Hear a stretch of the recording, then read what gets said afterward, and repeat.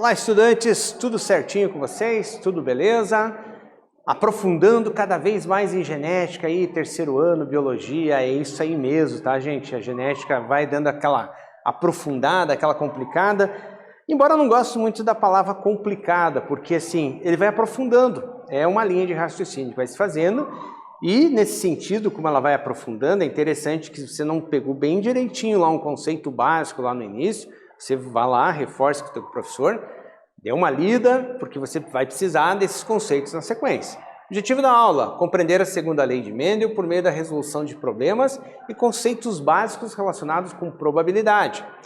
E também solucionar exercícios relacionados ao polihibridismo, tá, gente? Então, só lembrando o que é o tal do polihibridismo. E, através de uma comparação, a gente consegue entender. O monohibridismo leva em consideração apenas uma característica, o azãozinho. De hibridismo, duas características independentes, presentes em cromossomos diferentes também. Por exemplo, o azão-azinho junto com o bezão-bezinho, tá? Só que lembrando que segregam de maneira independente. E o polihibridismo vai analisar para a gente 3 ou mais características, tá? Lembrando que grande parte do que acontece nas nossas células, né, é fenômeno de polihibridismo.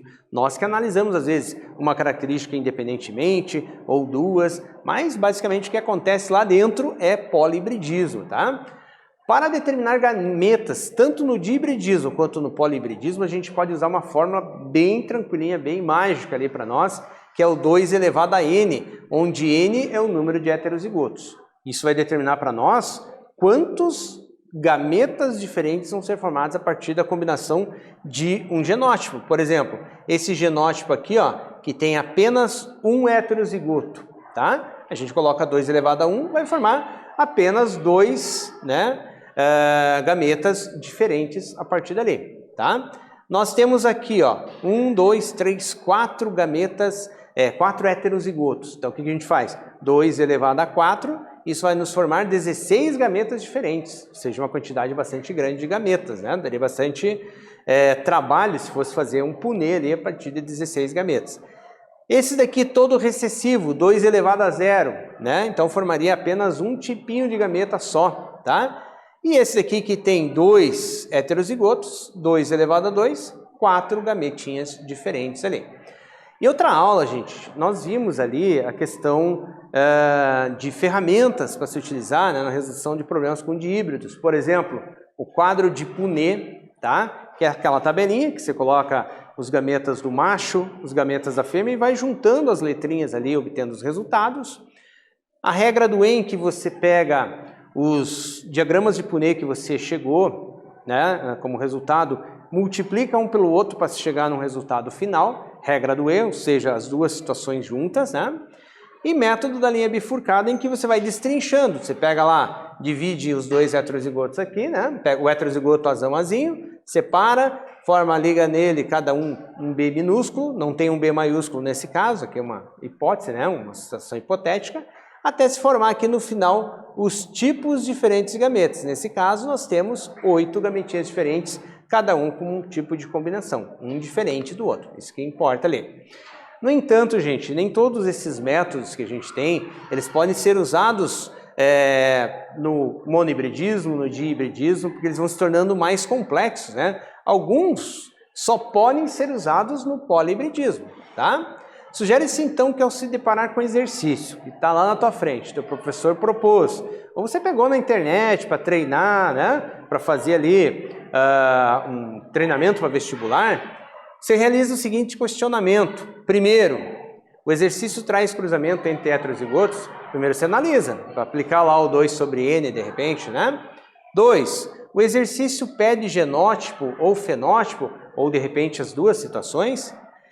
Caso o cruzamento seja entre heterozigotos e peça apenas o fenótipo, sugere-se usar um método bem bacana também, chamado método da linha bifurcada, que é aquele que eu mostrei para vocês, que ele vai se bifurcando, né, até se formar os gametas no final lá. Então, vamos analisar alguns casos para você aí ter essa noção geral. Mas antes, gente, antes eu já trago um exercicinho para você, para dando aquela treinadinha básica. A partir dessa treinadinha básica aqui, você consegue já começar a se ligar no que vem pela frente. Então, vamos lá. Considere o cruzamento de ervilhas heterozigota para 3 características. A gente está acostumado sempre a ver com 2, agora a gente vai ver com 3. Cor da semente, textura da semente e altura da planta. Tá? 3 características. Sabe-se que a cor amarela domina a verde, a textura lisa domina a rugosa, as plantas altas dominam as baixas. Sabe-se que os genes segregam-se independentemente disso aí. Qual o fenótipo esperado a partir desse cruzamento? Aquele tempinho para você tentar fazer e já voltamos aí, gente.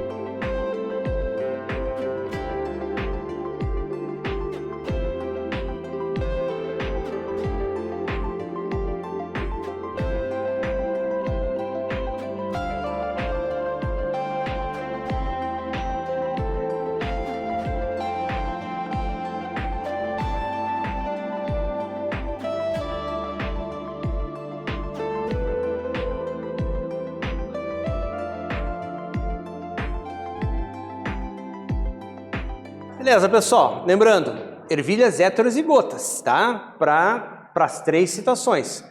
Qual a letra você vai usar? Você pode escolher, tá? A gente sugere algumas aqui, né? Que você pode usar. Mas aqui, ó, a gente usou a letra A, letra L e letra A também com relação à altura, tá? Alta ou baixa, né?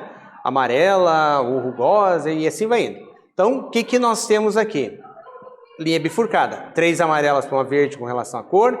Nós temos ali, quando for ver a nível de textura, também 3 para 1, tá? E com relação à altura da planta, 3 para 1. É muito aplicável nessa situação de 3 para 1. E a gente vai multiplicando aqui, ó, a sequência. Então, por exemplo, 3 vezes 3 vezes 3, 27 amarelas, lisas e altas, tá? Amarela, lisa e alta. Então, a gente vai seguindo a mesma sequência ali. Aqui, 3 vezes 1 vezes 1. Perdão, antes aqui, 3 vezes 3 vezes 1. Então, 3 vezes 3, 9 vezes 1, 9, alta, lisa e baixa.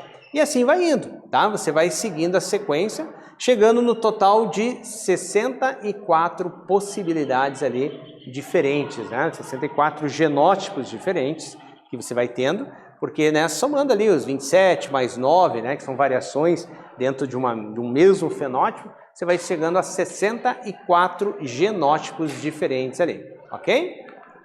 Atividade 2, já na sequência, um homem não albino. O que é o albinismo, gente? É um gene lá que vai atuar, impossibilitando a coloração da pele, cabelo, olhos, né, conforme o tipo, conforme o grau e tudo mais. Eu coloquei não albino porque, assim, a gente considerar a doença, né, em muitos livros vai dizer, um homem tem a doença do albinismo, por exemplo, né? Não pode ser considerado, de repente, uma doença, sim, uma falha metabólica ali em função de um gene. Então, um homem não albino, não míope e com olhos escuros, heterozigoto para essas características, casou-se com uma mulher com pigmentação normal da pele, ou seja, não albina também, não míope e olhos escuros, também tripla heterozigota, como o homem ali no caso. O casal irá ter um filho. Qual a probabilidade da criança ser albina? Combinação, albina, míope e com olhos claros. Esse vai dar um pouquinho mais de trabalho para você aí pensar. Você pode sugerir as letrinhas ali se quiser, tá? E já voltamos.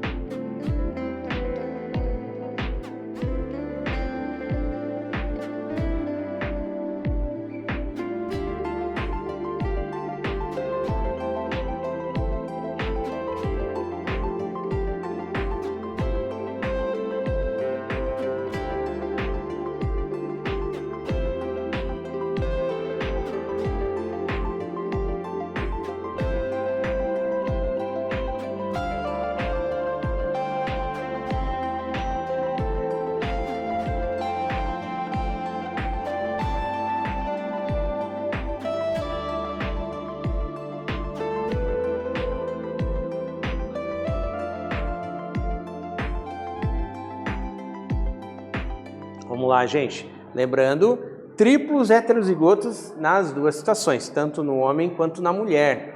E aí a gente parte lá para o sistema da linha bifurcada, aquele sisteminha lá que a gente aprendeu, tá? Pigmentação 3 normais para um albino, olhos escuros, 3 escuros para um claro, bifurcaria daqui e bifurcaria daqui, tá? O que foi feito para resumir a conversa para você, para não poluir tanto a tela, né? Como no exercício anterior, poluir, mas era necessário. Aqui a gente já vai resumindo.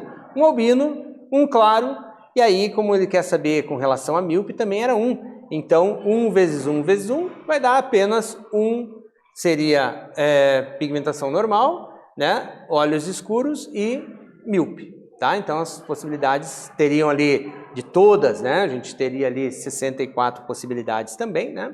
Então se fosse tirar ali de uma estatística, né? Ali de fração, nós teríamos 1 em 64. Se quer saber a porcentagem, divide 1 por 64 e multiplica por 100, que você vai ter ainda o valor em porcentagem, tá? Isso dá para você aprofundar bastante aí com o teu professor, dá para dar uma incrementada mais nesse exercício aqui. Claro, ele demandaria de muito mais tempo para a gente explicar no período dessa aula. Mas um terceiro exercício aí já para você, né, se desafiar de vez. Uma mulher não albina com sangue tipo A positivo está grávida de um homem albino com sangue AB negativo. Ó, agora estamos trabalhando com de hibridismo, ó, já melhorou um pouquinho para nós aqui. Qual a probabilidade dessa criança ser albina e com sangue B negativo? Considere que a mulher é heterozigota para as três, não, no caso, para as duas características, né? Tá pedindo assim a mulher do sangue tipo A, né? É heterozigota. Então, IA, né? Com aquele expoentezinho em cima, Izinho, tá? E com relação ao albinismo ali. Dou aquele tempinho para vocês tentarem fazer outra vez, a gente já volta, faz com calma aí, tenta raciocinar bem, tá? Até mais!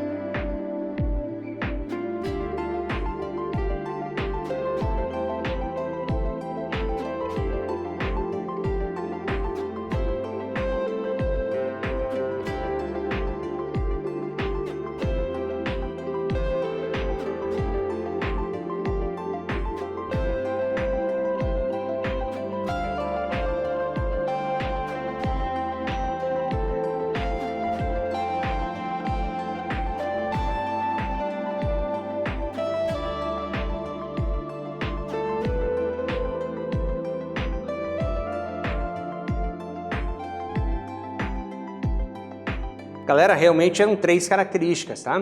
3 características. A questão do albinismo, do sangue ser tipo A, B, AB ou O, né? Ou seja, o sistema ABO, positivo ou negativo com relação a ter a presença ou não do RH, né? Então, vamos lá dentro disso. A nível de sistema ABO, nós temos aqui as informações, tá? Sendo ali, a pergunta seria a criança ser albina com sangue B negativo, né? Então, com relação ali ao sangue B, teria essa possibilidade, 1/4, tá? Albinismo, estaria aqui do albinismo, estaria também uma chance em 2, tá? Que depois, né, 2/4, né, já simplificando. E aqui com relação ao fato de ser negativo também, 2/4, uma chance em 2. Após determinar essas características independentemente, multiplicamos o resultado e temos 1/4 vezes 1/2 vezes 1/2, ou seja, uma chance em 16 da criança ser albina, com sangue B e além de tudo negativo, tá? É um pouquinho mais de trabalho aí para nós, mas já emendando, galera, a atividade 4 aqui, ela é grande, hein? É grande o enunciado dela. Na espécie humana, assim como em todas as outras espécies de seres vivos, existem vários fenótipos dos quais as heranças provêm de um par de alelos com relação de dominância completa. Dentre esses fenótipos, né, podem ser citados aqui: 1. Sensibilidade gustativa ao PTC, que é dominante sobre a não sensibilidade. Tem pessoas que conseguem sentir essa substância na língua e outras pessoas não conseguem. Isso também é genético.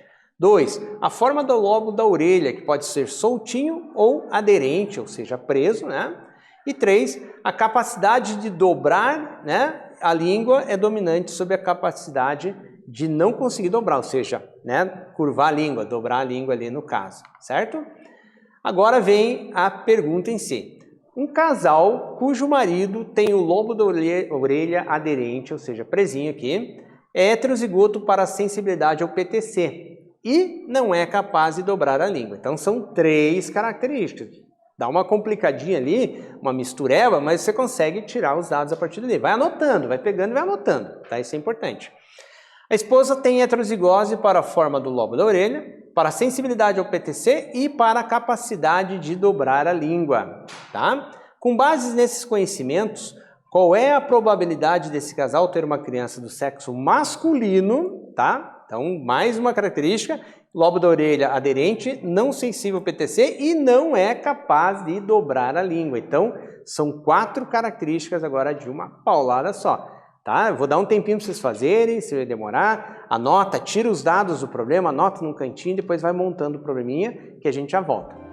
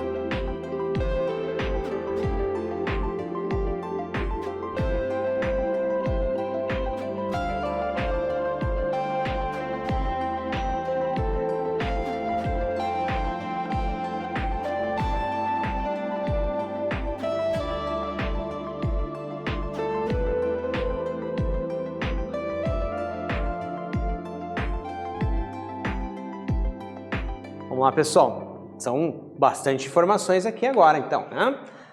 Com relação ao lobo da orelha, tá? Veja lá, nós temos aqui a situação de formação do lobo solto, né? E o aderente, tá? Qual que era a nossa perguntinha aqui? A criança tinha que ser do sexo masculino, orelha aderente. Então, 2/4, não sensível ao PTC e capaz de dobrar a língua. Então, basicamente aqui, ó, com relação à sensibilidade ao PTC também, tá? E com relação à capacidade de enrolar a língua. E tem um quarto que seria o fato de ser menino ou menina, que basicamente tem duas situações, você não precisa nem montar aquilo ali. É uma chance em 2, tá certo? Uma chance em 2. Então, ao final, a gente vai aplicar a regrinha do E. 1/2 da questão do lobo da orelha, 1/2 com relação à sensibilidade ao PTC, 1/4 com relação ali à capacidade de enrolar a língua e 1/2 com relação ao sexo da criança. Multiplica-se tudo, vai dar uma chance em 32 de dar a combinação que a gente falou aqui. Menino, lobo da orelha aderente, não sensível ao PTC e ser capaz de dobrar a língua. Beleza? Galera, o que vimos nessa aula foi uma enxurrada de coisas assim com relação à questão de polihibridismo, né? Complexo. Nessa aula, então, apresentamos 3 métodos para a solução dos problemas envolvendo o polihibridismo. Cabe a você, estudante, selecionar o método que mais se adapta para a solução desses problemas. Aí você que cria, você que determina o método ali, tá? Pessoal, vocês viram, né? Complexo, um monte de informação, como fazer, qual método usar. Fala com o teu professor. Melhor pessoa que está aí próximo de você para te dar esse apoio, né? Você vai precisar bastante desse assunto aí, isso aí vai cair no vestibular, cai no Enem, tá? Concursos públicos, vai cair na tua prova em sala de aula provavelmente, em trabalhos que você venha fazer, mas o importante é você dominar esse assunto. O monohibridismo, o dihibridismo, o polihibridismo e tudo que vem ligado à genética. Beleza, galera? Então, até uma próxima aí. Valeu, obrigado por tudo. Até mais.